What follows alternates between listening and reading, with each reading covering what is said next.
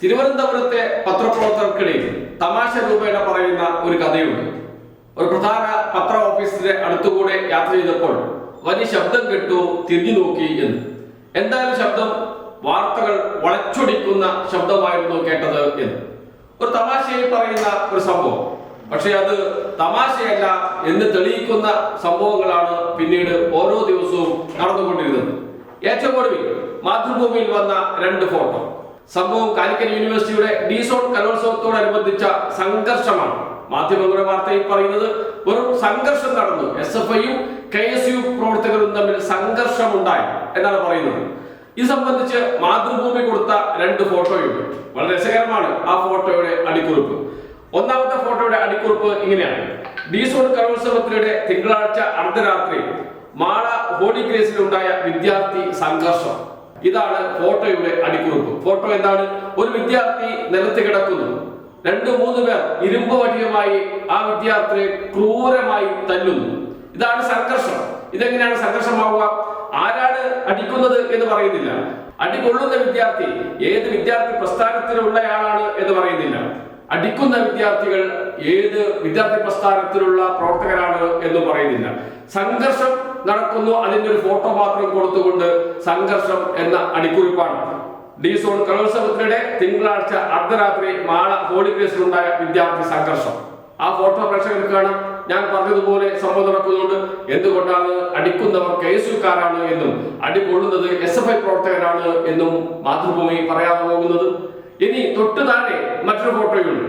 ആ ഫോട്ടോയാണ് അതിനേക്കാൾ രസകരം. ഒരു ആംബുലൻസ് കടന്നു പോകുന്നു. ആംബുലൻസ് അടുത്തേക്ക് ഒരു വിദ്യാർത്ഥി വടിയുമായി ഓടി വരുന്ന ചിത്രം.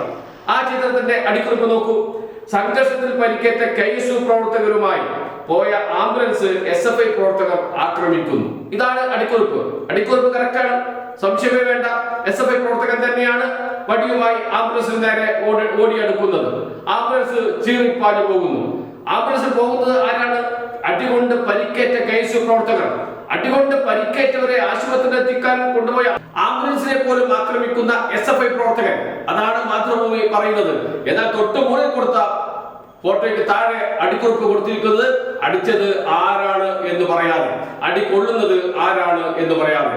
അവിടെ അടിച്ചത് KSUക്കാരനാണ്. എല്ലാവർക്കും അറിയാം. KSUവിന്റെ തൃശൂർ ജില്ലാ അധ്യക്ഷനാണ് അടിക്കുന്നത്. തൃശൂർ ജില്ലാ അധ്യക്ഷൻ ഗോകുൽ ഗുരുവായൂർ. ഫോട്ടോയടക്കം സോഷ്യൽ മീഡിയയിൽ വാർത്ത വന്നിട്ടുണ്ട്. മാധ്യമങ്ങളിൽ വന്നിട്ടില്ല.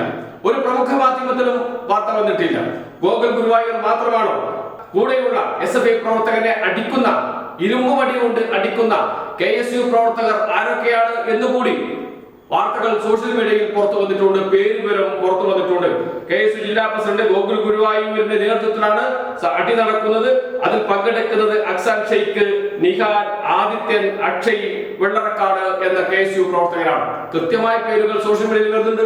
എന്തുകൊണ്ടാണ് പ്രമുഖ മാധ്യമങ്ങൾക്ക് ഈ പേരുകൾ ലഭിക്കാത്തത്? SFI പ്രവർത്തകനാണ് വടിയുമായി ആംബുലൻസ് നേരെ പോകുന്നത് എന്ന് കൃത്യമായി മനസ്സിലാക്കുന്ന മാതൃഭൂമിയുടെ ലേഖകൻ അല്ലെങ്കിൽ ഫോട്ടോഗ്രാഫർ എന്തുകൊണ്ടാണ് KSU പ്രവർത്തകനെ ഇരുമ്പ് വടി കൊണ്ട് അടിക്കുന്ന ആളെ തിരിച്ചറിയാതെ പോകുന്നത്? ചെറിയ ആളൊന്നുമല്ല, KSU ജില്ലാ അധ്യക്ഷനാണ്. എന്ന് വെച്ചാൽ അവിടെ എത്തിയ മാധ്യമ പ്രവർത്തകർക്കെല്ലാം സുപരിചിതനായ വ്യക്തിയാണ്. അങ്ങനെയുള്ള ഒരാളുടെ പേര് പോലും മറന്നു പോകുന്നു മാതൃഭൂമിയുടെ ലേഖകൻ. ഇത് മാതൃഭൂമിയുടെ മാത്രം കുറ്റമല്ല. മലയാള മനോരമയും സമാന രീതിയിൽ തന്നെയാണ് വാർത്ത കൊടുത്തിരിക്കുന്നത്. മലയാള മനോരമ മാത്രമല്ല, കേരളത്തിലെ എല്ലാ ദൃശ്യമാധ്യമങ്ങളും ആദ്യഘട്ടത്തിൽ, ഇപ്പോൾ മെല്ലെ മാറ്റി പറയാൻ തുടങ്ങിയിട്ടുണ്ട്. ആദ്യഘട്ടത്തിൽ വാർത്ത നൽകിയത് വിദ്യാർത്ഥി സംഘർഷം എന്ന് മാത്രമാണ്. ഗുരുതരമായി പരിക്കേറ്റ Keralavarma unit SFI secretary Ashish, അദ്ദേഹത്തോടൊപ്പം ഉണ്ടായിരുന്ന അഗ്നിവേശ് യൂണിവേഴ്സിറ്റി കോളേജ് കൗൺസിലറാണ്. അഗ്നിവേശിനെ അടികെട്ടി. ഇതിലേറെ പറയുന്നു, SFIയുടെ തൃശൂർ കേരളോർമ കോളേജിലെ നേതാവും യൂണിയൻ ചെയർമാനുമായ ഗോപിക നന്ദന ഉൾപ്പെടെയുള്ളവർക്ക് മർദ്ദനമേറ്റു എന്നാലോചിക്കണം. പെൺകുട്ടിക്ക് പോലും മർദ്ദനമേറ്റു. എന്നിട്ട് പോലും ഇവർക്ക് ആക്രമിച്ചത് KSUക്കാരാണ് എന്ന് പറയാൻ മടി. വാക്കുകൾ പുറത്തു വരുന്നില്ല. സംഘർഷം എന്ന് മാത്രമാണ് വരുന്നത്. ഒരു പെൺകുട്ടി ഉൾപ്പെടെ 2 പേർക്ക് പരിക്കേറ്റു. അതിൽ ഒരാളുടെ നില അതീവ ഗുരുതരമാണ്. കേരളോർമ കോളേജിലെ SFIയുടെ യൂണിറ്റ് സെക്രട്ടറി ആശിഷിന്റെ നില ഗുരുതരമാണ്. എന്നിട്ട് പോലും ഇപ്പോൾ പോലും അടി കൊടുത്തത് അല്ലെങ്കിൽ സംഘർഷത്തിന് കാരണക്കാരായത്, ആക്രമണം നടത്തിയത് KSUക്കാരാണ് എന്ന് പറയാൻ ഇവർക്കാർക്കും കഴിയാതെ പോകുന്നത് എന്തുകൊണ്ടാണ്? എനിപ്പോൾ ആംബുലൻസിനെ ആക്രമിച്ച വാർത്തയുണ്ടല്ലോ. ആ ആംബുലൻസിനകത്ത് എന്താണ് നടന്നത്? ആംബുലൻസിനകത്ത് വളരെ സന്തോഷത്തോടെ ആശുപത്രിയിലേക്ക് പോകുന്ന രംഗമാണ്. ആശുപത്രിയിലേക്കാണോ പോയത്? എന്ന് ആശുപത്രിയിലേക്കല്ല പോയത്. അവരെ അവിടുന്ന് ആംബുലൻസിൽ കയറ്റി രക്ഷപ്പെടുത്തുകയായിരുന്നു. ആംബുലൻസിൽ കയറി രക്ഷപ്പെടുകയാണ്. ആംബുലൻസിലേക്ക് പോലീസിന്റെ കണ്ണു വെട്ടിച്ച് നടന്നു വരുന്ന ദൃശ്യങ്ങൾ പുറത്തു വന്നിട്ടുണ്ട്. അത് പ്രേക്ഷകർക്ക് കാണാം. പ്രേക്ഷകർക്ക് ഇപ്പോൾ ആ ദൃശ്യങ്ങൾ കാണാൻ കഴിയും. അതോടൊപ്പം തന്നെ ആംബുലൻസിനകത്ത് വളരെ സന്തോഷത്തോടു കൂടി ഇരിക്കുന്ന KSU നേതാക്കളെയും പ്രവർത്തകരെയും കാണാൻ കഴിയും. അവർ ഫേസ്ബുക്കിൽ പോസ്റ്റ് ഇട്ടിട്ടുണ്ട്. എൽവിൻ എന്ന് പറയുന്ന KSU നേതാവ് അവർ ഫേസ്ബുക്കിൽ ആ പോസ്റ്റ് ഇട്ടിരുന്നു. അതിനടിയിൽ കൊടുത്തിരിക്കുന്നത് ഇങ്ങനെയാണ്: ആംബുലൻസ് യാത്ര നോൺ സേഫ് ആണ്. ഇതാണ് ആംബുലൻസ് യാത്ര നോൺ സേഫ് ആണ് എന്ന് പറഞ്ഞുകൊണ്ട് തമ്പുയർത്തി കാണിക്കുന്ന ചിത്രം. എല്ലാവരും സന്തോഷത്തോടെ ആഘോഷത്തോടെ ആംബുലൻസിലിരുന്ന് യാത്ര ചെയ്യുന്ന ചിത്രം. അങ്ങനെ ആംബുലൻസിൽ കയറി രക്ഷപ്പെടുന്ന, ആംബുലൻസിൽ കയറ്റി രക്ഷപ്പെടുത്തുന്ന, ആംബുലൻസിനെ തടയാനാണ് SFI പ്രവർത്തകൻ ഓടിയെത്തുന്നത്. അപ്പോഴത് SFI പ്രവർത്തകൻ രോഗികളുമായി എന്ന് വെച്ചാൽ പരിക്കേറ്റ് ഗുരുതരമായ അവസ്ഥയിൽ ആശുപത്രിയിലേക്ക് പോകുന്ന KSU പ്രവർത്തകനെ ആക്രമിക്കുന്ന SFI കാരനായി മാധ്യമങ്ങൾ ചിത്രീകരിക്കുന്നു.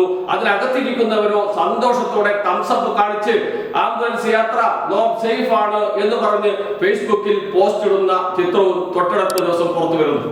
ഇതൊന്നും അറിയാത്തവരാണോ തൃശ്ശൂരിലെ മാധ്യമ പ്രവർത്തകർ? എല്ലാം അറിയുന്നവർ തന്നെയാണ്. പക്ഷെ അടി കൊണ്ടത് SFI കാരാണ്. അവർക്ക് അടി കിട്ടേണ്ടത് തന്നെയാണ്. അവർ അടി കൊള്ളേണ്ടവരാണ്. ഇതാണ് നമ്മുടെ മാധ്യമ പ്രവർത്തകരുടെ പൊതു മനസ്സ്. എന്നാൽ അടി കൊടുത്തത് KSU കാരാണ്. അവരെ സംരക്ഷിച്ചേ തീരൂ. എന്തൊരു പ്രിവിലേജ് ആണ്! ഈ സ്ഥാനത്ത് അടി കൊടുക്കുന്നത് ഒരു SFI പ്രവർത്തകനായിരുന്നുവെങ്കിൽ എന്തിനേറെ പറയുന്നു. ഇപ്പോൾ ഈ സംഭവത്തിന് വില്ലൻ ഗുണ്ട എന്ന് പറയുന്നത് KSU ജില്ലാ പ്രസിഡന്റ് ഗോകുൽ ഗുരുവായൂരാണല്ലോ. ഗോകുൽ ഗുരുവായൂരാണ് അക്രമത്തിന് നേതൃത്വം കൊടുക്കുന്നത്. KSUവിന്റെ ജില്ലാ അധ്യക്ഷൻ തിരുവനന്തപുരത്ത് പോകട്ടെ, എവിടെയെങ്കിലും ഒരു കോളേജിന്റെ യൂണിറ്റ് സെക്രട്ടറിയാണ്, SFI യൂണിറ്റ് സെക്രട്ടറിയാണ് ഇതുപോലെ ഏതെങ്കിലും KSU പ്രവർത്തകനെ മർദ്ദിക്കുന്നത് എങ്കിൽ ഇന്നത്തെ 1-ാം പേജ് വാർത്തയാണ്. മാധ്യമങ്ങളുടെ 1-ാം പേജിലെ 1-ാം വാർത്തയായി മാറുമായിരുന്നു. ഈ ഉരുക്ക് വടിയുമായി അടിക്കുന്നവന്റെ ചിത്രം എടുത്ത് വലിയ ചിത്രമായി 5-6 കോളം ചിത്രം കൊടുത്ത് 1-ാം തലക്കെട്ടായി എല്ലാ മാധ്യമങ്ങളും ആഘോഷിക്കുമായിരുന്നില്ലേ? അത് SFI ജില്ലാ പ്രസിഡന്റ് ആണെങ്കിലോ ഇതൊന്നും ആയിരിക്കില്ല. 1-ാം പേജിൽ 1-ാം വാർത്ത, താഴെ അതേക്കുറിച്ചുള്ള വാർത്ത, അടി കൊടുത്തത് ആരാണെങ്കിലും ജില്ലാ പ്രസിഡന്റിന്റെ ഹിസ്റ്ററി, അവന്റെ കേസുകളുടെ എണ്ണം എന്നിവ നിരത്തി ഇവിടെ നിരന്തരം വാർത്തകൾ ചമയ്ക്കുമായിരുന്നില്ലേ നമ്മുടെ മാധ്യമങ്ങൾ? അന്തിച്ചർച്ച അപ്പോൾ തന്നെ ചർച്ച തുടങ്ങും. അന്തിച്ചർച്ചയൊന്നും ആവേണ്ട, പകൽ മുഴുവൻ ഈ സംഭവമായിരിക്കും ചർച്ച ചെയ്യപ്പെടുക. അന്തിച്ചർച്ചയൊക്കെ പിന്നീടല്ലേ. അതിനു മുമ്പ് തന്നെ പകൽ ചർച്ചകൾ ആരംഭിക്കുമായിരുന്നു നമ്മുടെ മാധ്യമങ്ങൾ. ഒരു യൂണിറ്റ് സെക്രട്ടറി, ഒരു സ്കൂൾ യൂണിറ്റ് സെക്രട്ടറി ഒരു KSU പ്രവർത്തകരെ മർദ്ദിച്ചിരുന്നുവെങ്കിൽ ഇവിടെ അന്തിച്ചർച്ച വരെ നടക്കുമായിരുന്നു. പക്ഷേ KSUവിന്റെ ജില്ലാ പ്രസിഡന്റ് ഉരുക്കുവടിയും എടുത്ത് കൂട്ടാളികളെയും കൂട്ടി അവിടെ കയ്യിൽ ഉരുക്കുവടി SFI പ്രവർത്തകരെ, യൂണിറ്റ് സെക്രട്ടറിയെ വളഞ്ഞിട്ട് തല്ലുന്ന, ക്രൂരമായി തല്ലുന്ന ചിത്രവും ദൃശ്യങ്ങൾ കിട്ടിയിട്ട് പോലും ആരാണ് അടിച്ചത് എന്ന് പറയാതെ KSU കുഞ്ഞുങ്ങളെ സംരക്ഷിക്കുന്ന നമ്മുടെ മാധ്യമങ്ങളുണ്ടല്ലോ, അവർക്ക് ഒരു നല്ല നമസ്കാരം.